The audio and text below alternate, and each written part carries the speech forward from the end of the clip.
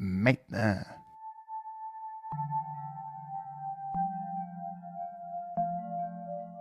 Benny is money, hey, Benny is money, hey, Benny is money, c'est la révision des comptes, hey, Benny is money, hey, Benny is money, hey, Benny is money, c'est la révision des comptes, hey, Benny Mimosa, Benny Two Belts, Benny best in the world, univers au complet, Monday night Benny, Friday night Benny, 2 fois semaine on est béni par notre sauveur qui est béni, on se croise les doigts pour un actif, on a déjà des passifs, une clap de golf pour Benny, une clap de golf pour Benny.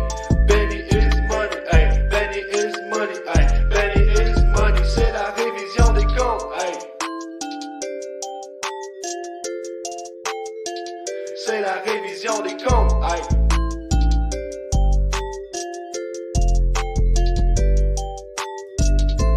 L'édition 1153 de SmackDown ce soir directement de Wichita au Kansas, au Intrust Bank Arena. Donc, c'était le retour, ben oui, de Crown Jewel. Un long vol de 13 heures directement. Let's go. Pas le temps de niaiser. On part le jeudi. On revient de l'Arabie Saoudite et on continue l'horaire comme à l'habitude. C'est vendredi soir. Pas de niaisage. Alors, chapeau bien bas à toute l'équipe technique, à tous ceux qui doivent travailler dans des conditions. Ça doit pas être tellement facile de se retrouver à travailler à chaque jour comme ça, avec le voyagement et tout. Alors, chapeau à tous ceux qui ont travaillé. Et ben, le premier à faire son entrée, c'est naturellement le bon vieux Roman Reigns. Et oui, qui arrive avec T-Paul, n'est pas accompagné des Usos, seulement avec T-Paul. Donc, ils font leur entrée et, ben, naturellement, Roman, il est mi-figue, mi-raisin. Hein? Il est heureux de sa victoire contre Brock Lesnar à Crown Jewel. Mais il y a comme, tu sais, ce petit... Parce que si vous avez écouté Crown Jewel, vous avez vu le match, Paul Heyman qui a lancé la ceinture universelle entre Brock Lesnar et Roman. Donc, Roman demande le micro à Paul. Paul lui donne le micro. Et tout de suite, il lui répond que « Ah, ben c'est facile, hein? Je tends la main. Tu me donnes. Pourtant, hier, j'ai tendu la main. Tu ne m'as pas donné la ceinture. Hein? Alors, déjà, petite friction, mais on n'est pas nécessairement allé plus loin parce que ben, Roman, naturellement, se considère le meilleur, considère qu'il transporte la WWE sur ses épaules, comme il le répète, le mentionne ad nauseam depuis plus d'1 an. Donc, il est un peu concentré là-dessus. Laisse cette histoire avec Paul sur le back burner, je dirais. Et ben, il se concentre un peu à nous rappeler tous ceux qu'il a battus dans les derniers mois. Il fait la liste. Donc, les Cesaro, les Daniel Bryan, Edge, John Cena, jusqu'à Brock Lesnar, qui l'a smashed et qui l'a vaincu la veille à Crown Jewel. Mais là, hein, il a tellement frappé fort Brock que Brock est rendu qu'il tweet. Et on nous sort un tweet que Roman demande à Paul de lire dans le petit micro. Et ben Paul dit justement, haut et fort, que Brock a écrit qu'il allait aller à SmackDown et planter Roman quand il allait le voir. Donc, Roman se dit, bon ben, on va l'attendre. Alors Roman nous dit qu'il ne quittera pas le ring tant que Brock Lesnar n'arrive pas. Et bien, on s'en va à une pause. Et au retour de la pause, mais Roman parle encore. Et puis là, il parle à la foule. Puis il dit, ben mon Dieu, Brock, c'est un peu heureux. Brock n'arrivera pas. Ça se passera pas. Hein? C'est dommage. C'est donc dommage. Moi, je fais mon travail. Mais ça n'arrive pas. Brock, il parle. Mais il se passe rien. On est bien découragé, mais non. Finalement, au bout de... Brock finit par arriver. Prend son temps. Il entre dans le ring et il charge. Et là, ben, c'est la bataille. C'est le chaos. C'est la folie furieuse. Les gens, à pif, à pouf.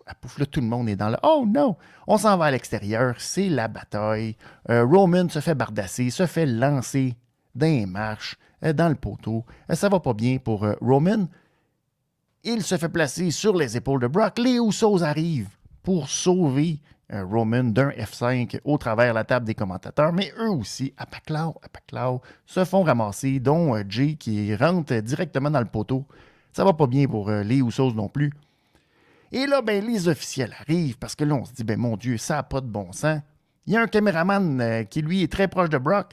Alors, Brock le pousse à terre, pogne sa caméra. Il vient pour fracasser la tête à Roman avec. Il lance sur le poteau. Finalement, Roman se tasse au dernier moment, évite de manger la caméra d'en face. Là, les officiels arrivent. Brock, il sac les officiels. Là, ouais, donc, épif, la pouf.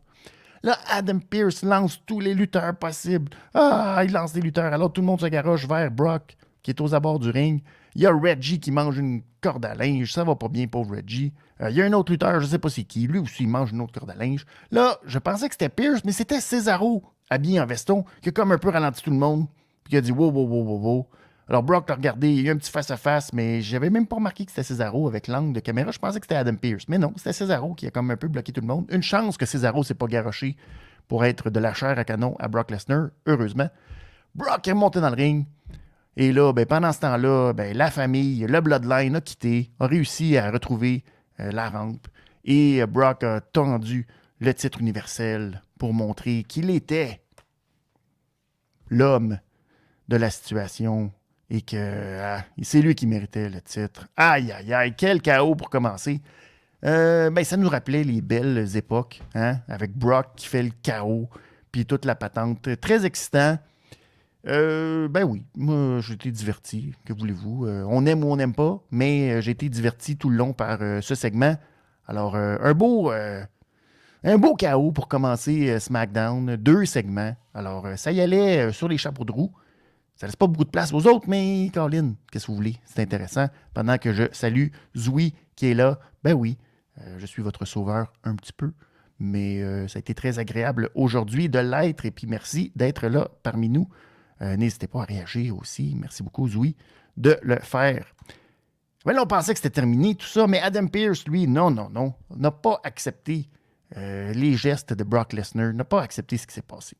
Donc, il rentre dans le ring, puis là, il nous dit non, c'est pas vrai que under my watch, tout ça va se passer. Brock Lesnar est suspendu indéfiniment pour ses gestes impossibles à tolérer. C'est quelque chose qui n'arrive pas si souvent que ça. Hein? Quand on regarde, là, allez googler Brock Lesnar suspendu par la WWE ou suspendu tout court, parce que lui, même dans le UFC, il a réussi à se faire suspendre. Donc, je pense qu'à tous les ans, à peu près, à toutes les fois qu'il y a une chance de prendre une petite vacance, Brock, la manière de faire, c'est de le suspendre indéfiniment. Alors, très original, ça aussi. Naturellement, Brock, ça n'a pas tellement fait son affaire. Donc, il est revenu des coulisses. Il est revenu dans le ring. Et là, il a un petit peu pogné Adam Pearce dans la gorge pour lui demander veux-tu répéter qu'est-ce que tu viens de dire? Alors, Adam était comme pogné un peu. Puis, j'ai dit que t'étais suspendu. Alors là, la foule savait bien à quoi s'attendre. Pouf, F5. Et là, la foule, one more time. Alors là, on a parti la toune à Brock. Mais là, Brock a dit non, c'est mon show ici. Ah ouais, donc, un autre F5. Alors, de toute beauté, on avait gaspillé un bon 40 minutes là-dessus. C'est le carreau. Adam Pearce, ça va pas bien. Pauvre Adam Pearce. Alors, s'est retrouvé sorti de peine et de misère à l'aide de plusieurs personnes durant la pause. On l'a ramené en coulisses dans le petit centre médical avec le soigneur. Ça devait pas être une belle soirée. Adam Pearce, il devait avoir mal à la tête en tabarouette. Ça laissait toute la responsabilité, à Sonia Deville de s'occuper de SmackDown. Alors, on a eu un petit segment en coulisses pour nous expliquer, ben là, c'est le chaos, comment je vais régler ça. Naomi est arrivée pour interrompre la conversation que Sonia avait au téléphone avec une figure d'autorité, j'imagine. Alors, elle lui a dit, je te défie ce soir, mais là, Sonia a dit, non, pas d'affaires, j'ai déjà trop d'affaires à m'occuper. Hey, on remettra ça plus tard. Là, Joe McIntyre est arrivé pour dire à Sonia, ben regarde, je vais régler ça, le chaos, je vais t'aider, je vais faire mes débuts à SmackDown et je vais donner la chance à quiconque de m'affronter dans un Open Challenge. Alors, pauvre Sonia, qui ne savait bien pas comment elle allait continuer SmackDown, Drew McIntyre, qui vient lui sauver. Pas facile, quel rythme. Mais c'est ça qui a pris toutes les 45 premières minutes de ce SmackDown. Donc, ça y allait. Il ne s'est pas passé beaucoup de choses. mais au moins c'était divertissant, puis ça nous a gardé tenus en haleine, ou enfin divertis, puis un peu, c'est toujours bon du chaos, toujours le fun, on s'amuse, puis c'est Brock Lesnar, puis ça faisait longtemps qu'on ne l'avait pas vu faire ça. Alors pour les nostalgiques, c'était toujours intéressant. J'ai mis ça dans la colonne, tout ça, tout ce beau bordel, dans la colonne des actifs, naturellement. Donc, ça nous amène Drew McIntyre qui fait un Open Challenge. Et là, ben, il niaise pas non plus. Let's go. Pas le temps. Ça peut être n'importe qui, que ce soit un Maharaja ou quiconque. Let's go. Et ben, c'est Sami Zayn qui arrive. Sami qui dit que c'est lui. Ça, c'est une statistique, je ne sais pas si c'est vrai ou non, parce que je ne l'ai pas cherché. Mais Sami dit que c'est lui qui est le lutteur de SmackDown qui est là depuis le plus longtemps. Donc, c'est la preuve, hein? Les gars et les femmes, ça bouge d'une brand à l'autre. Alors, ça donne ce que ça donne. Et Sami est celui qui est là à SmackDown depuis le plus longtemps. Alors, c'est lui qui doit être le leader chez SmackDown. Et même si Drew a déjà été champion, ben ça ne veut pas dire qu'il n'est pas un newbie pareil, puis qu'il ne recommence pas au bas de l'échelle. Alors, Sami accepte son défi. Dans un match correct, sans plus, malheureusement. C'est opportunité ratée, oui, peut-être un peu, dans un contexte où on a besoin de renouveau, on a besoin de voir des nouveaux visages. Un affrontement entre Drew McIntyre et Sami Zayn, c'est peut-être pas l'affrontement qui sonne le plus nouveauté et oh wow, j'ai jamais vu ça. Mais bon, c'est une façon, j'imagine, d'utiliser Sami. Est-ce que c'est la meilleure façon? Pas tant, mais bon, c'est comme ça qu'on a décidé de le faire.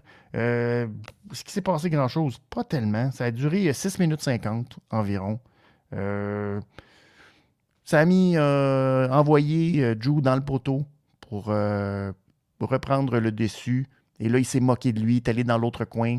Et là, au lieu de faire le Helluva Kick tout de suite, ben là, il s'est un peu moqué en faisant le 3, 2, 1. Et là, quand il est parti vers le Helluva Kick, ben, il a reçu le Claymore, naturellement. Et c'est comme ça que Drew l'a emporté. Match sans gros intérêt, sans gros de fait saillant. Mais c'était correct. 3$ sur 5. J'ai bien de la misère à mettre ça dans les actifs. Je trouve que c'est une occasion un peu ratée. On n'a pas besoin de présentation de Drew McIntyre. Tout le monde sait c'est qui Drew McIntyre. Alors, si c'était juste pour lui redonner une victoire, pas la manière dont je l'aurais fait. Mais bon, qu'est-ce que vous voulez? Pendant qu'il y a Maxime Isabelle qui dit « Pas de lutte, de l'entertainment ». Ben oui, c'est ça le E. Le E, c'est de entertainment. Puis c'est ce qu'on a eu pendant la première heure de SmackDown. Alors, ils ont réussi à remplir leur mandat. C'est ce qu'ils veulent faire. C'est ça leur façon de faire. Puis on aime ou on n'aime pas, mais ils ont livré ce à quoi ils sont supposés livrer dans leur contexte à eux. C'est pas toujours la meilleure des idées. Ça, non. Mais qu'est-ce que vous voulez? C'est comme ça. Parlant d'entertainment, on a eu droit par la suite au couronnement tant attendu de Xavier Woods. On en a parlé un peu brièvement dans la review qui sera disponible sur les rebuts du catch, que le couronnement à Crown Jewel, autant chez les femmes que chez les hommes, ça avait été assez ordinaire. Eh bien, on s'est repris aujourd'hui en faisant un vrai beau couronnement. On avait sorti le tapis rouge, le trône, et Kofi Kingston s'est chargé de faire la présentation de A à Z du nouveau King, Xavier. Donc, on l'a présenté. On a mis l'emphase surtout sur sa cape, son manteau royal, son sceptre royal, sa couronne royale. Et maintenant, Xavier est roi. C'est ça. Yeah! À quoi ça a amené? Il était bien content. Il était heureux. Il a remercié la foule. C'est son rêve. Hein? Il avait dit un jour, « Papa, je serai King of the Ring un jour. » Son père il a dit, « Voyons. Pense, peut-être, tu vas peut-être y arriver, mais tu ne seras pas King of the Ring. Tu vas peut-être lutter dans la lutte, mais King of the Ring, garde. » Mais non! Il a réussi son rêve, papa. J'ai réussi mon rêve. Peut-être un jour Dominique, hein? Dominique Mysterio. C'est peut-être son rêve, lui aussi, on ne le sait pas. Mais il a réussi son rêve. Après, ça va mener quoi? On ne le sait pas encore. On n'a pas pris de chance. On a gardé ça flat un peu. Je m'attendais à ce que, il allait peut-être avoir quelque chose, un petit début. Y a-tu une tension quelconque? Y a-tu. Non, rien. Tout va très bien. Tout est beau. Personne n'est intervenu. Tout a laissé ça. C'est correct. Ben, c'est le fun. Des fois, hein, c'est ça. Quand c'est juste le fun. C'est juste le fun pendant que je salue Sébastien qui nous dit salut. Ben, salut, Sébastien. J'espère que tu as passé une bonne soirée et puis que le couronnement t'a plu. C'était ça. C'est ça. C'est le fun. On s'amuse. Si vous aviez manqué Mansour contre Mustafa Ali ou Mascara Ali hier avec son beau eyeliner égyptien un peu, je trouvais ça super, hein? Des yeux, oh là là. Eh bien, on nous a redonné ça à pif paf pouf. Let's go, round 2. Back to back. Une fois c'est passé, 2 fois c'est mieux. Mais finalement, est-ce que c'était si mieux que ça d'avoir ça 2 fois en ligne? Je sais pas trop. C'était peut-être tout simplement pour nous dire que maintenant Mansour et Ali sont à SmackDown parce qu'ils étaient à Raw avant. On y pense plus, ces affaires-là. C'est bien important de savoir sur quel show que t'es parce que sinon, que c'est mêlant. Mais tu représentes maintenant SmackDown, Mansour. Et Mansour qui n'a pas eu l'accueil triomphal qu'il avait eu la veille. Hein. C'est plus la même chose, malheureusement. T'es rendu en Amérique. Alors, tu reçois le traitement habituel. Dans un petit match, le fun, qui ne s'est pas passé grand-chose encore une fois. À peine peut-être 3-4 minutes. Ali a fait un saut de la 3e corde. Mais Mansour s'est tassé. Il est tombé comme sur le dos. Et là, Mansour s'est couché sur ses jambes pour faire un genre de pin. Un pin surprise. Victoire de Ali, de Mansour. Donc, il est 2 en 2, pas de booking 50-50. Donc, il a absolument le dessus. Puis là, Ali était vraiment fâché. Là, il s'est dit, qu'est-ce que je fais? Je le plante-tu encore? Question qu'un autre karatéka, que Michael Cole, en parlant de Tarek Hamdi, le karatéka qui a sacré une volée, un bon coup de pied bien placé à Ali la veille. Il a dit, c'est un karaté player.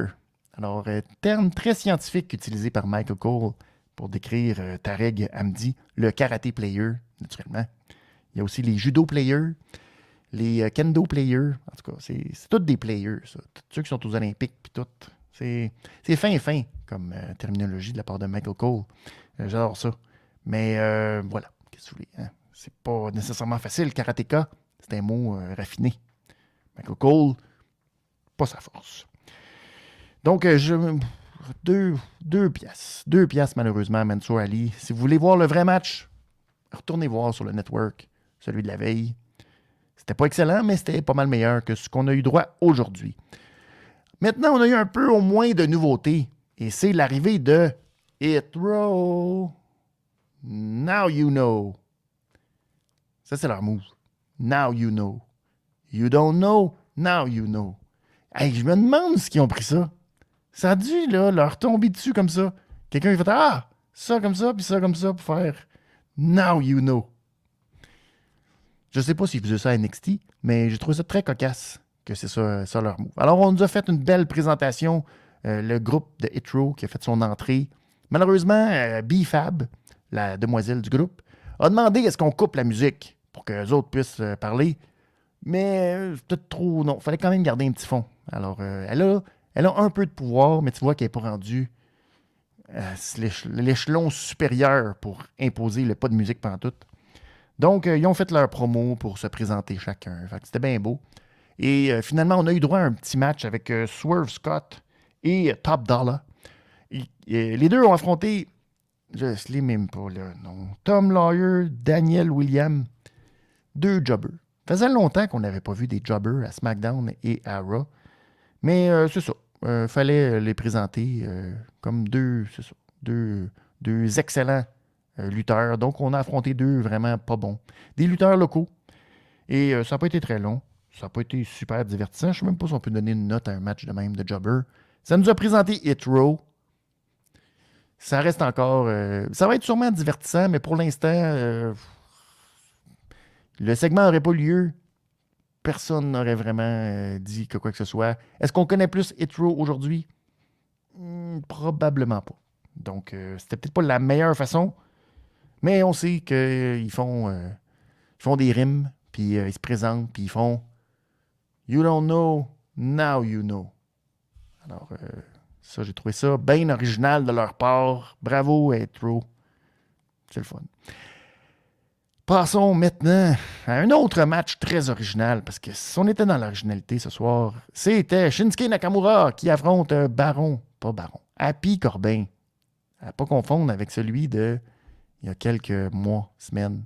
En tout cas, l'autre, le Baron Corbin ou le King Corbin, qui avait une couronne, qui en a plus, qui est devenu pauvre, qui est redevenu riche. Alors, c'était un match contender. Et là, ben, dans le match, Nakamura manque un peu d'énergie. Alors, Rick Boog s'est mis à jouer pour lui donner de l'énergie. Ça lui a redonné de l'énergie. Alors, le compagnon de Happy Corbin, le Madcap, est allé frapper, ben en fait, même pas frapper, il est allé saisir, en fait, le manche de guitare de Rick Boogs. Et là, ben, Nakamura, lui, est sorti du ring, a attaqué Madcap. Et là, ben, finalement, dans la confusion, c'est Corbin qui est arrivé par derrière, a rentré Nakamura dans les marches, est revenu dans le ring avec Nakamura, End of Days. Et ça, c'était un match contender. Donc, techniquement, Corbin est maintenant l'aspirant numéro 1 pour le titre intercontinental. Alors, si vous avez manqué la run de Nakamura dans les dernières semaines, dans les derniers mois, Nakamura a volé la couronne de Corbin.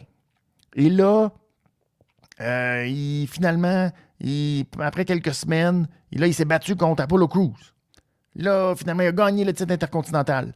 Et là, ben, il est allé faire des babayes, faire de la musique à SummerSlam. Et là, après SummerSlam, bon, il ne s'est rien passé. Finalement, il a redéfendu son titre contre Apollo Crews. Et là, maintenant, il le redéfend contre Baron Corbin.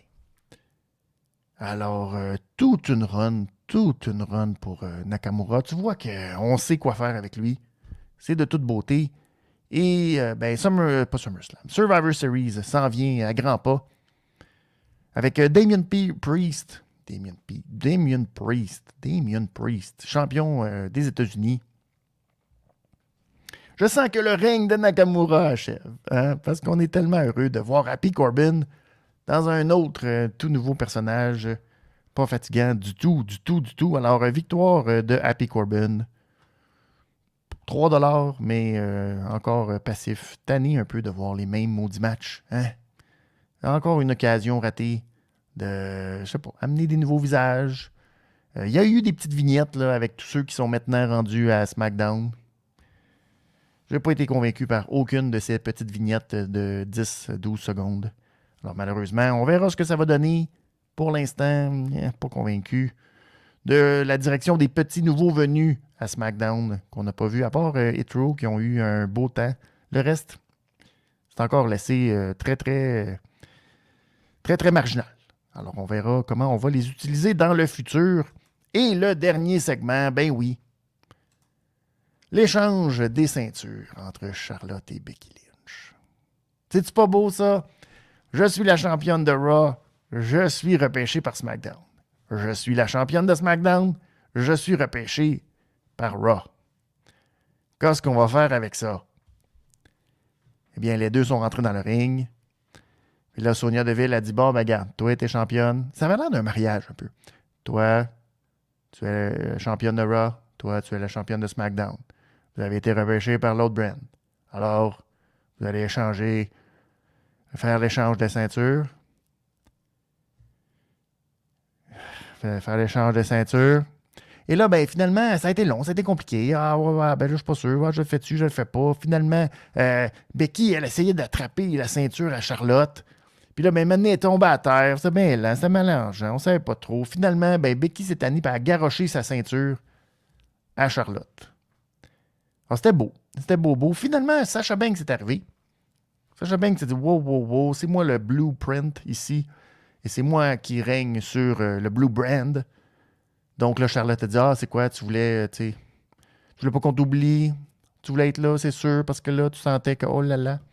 Alors là, ben, Becky a dit, bon, ben moi, je m'en vais à Raw. Ciao, bye, salut, OK. Puis là, les gens étaient comme, Becky, elle s'en va pour vrai. Oh. OK. Puis là, ben, les deux dans le ring, ben là, ils ont commencé à s'engueuler un peu. Et Charlotte a dit à Sacha, ben, toi, t'es règne, de toute façon. On s'en souvient jamais. Ah, ben là, ça, c'est pas fin. À pif, paf, pouf, let's go, la bataille qui poigne. Et là, ben, finalement, ça s'attaque. On essaye d'attaquer avec la ceinture. On passe dans le vide. Pif, paf, pouf. Et Charlotte se retrouve en bas du ring. Et là, ben, t'as Sonia qui est entre les deux et qui lui a dit, non, non, arrêtez ça. Le show est fini de toute façon, là. Arrêtez. Très excitant. Hein? Ce qu'on avait réussi à faire avec Street Profits et New Day. Faire des échanges de ceintures. C'est tellement une belle idée, le fun. Ça n'a pas juste l'air de des jouets qu'on leur donne pour s'amuser puis faire comme, ah ben tiens, là t'es championne, bon là on va changer ça. Puis là finalement tu t'es bâti en Arabie Saoudite pour une ceinture que finalement, ben là, gars, tu vas juste la donner à l'autre puis gars, ça va être ça. Alors c'est fin, c'est le fun au bout. Une chance, hein, comme on le dit souvent à SmackDown, une chance qu'il y a Roman Reigns. Et là, avec Brock Lesnar, une chance que ça nous divertit. Parce que pour le reste, des fois, qu'on dirait que tout le monde est occupé à juste une affaire. Tout le monde est comme, ah, ben on va travailler là-dessus. On va travailler sur Brock puis Roman. Puis là, la créativité, il fait comme, ben oui, mais le reste du show, ah, c'est pas grave.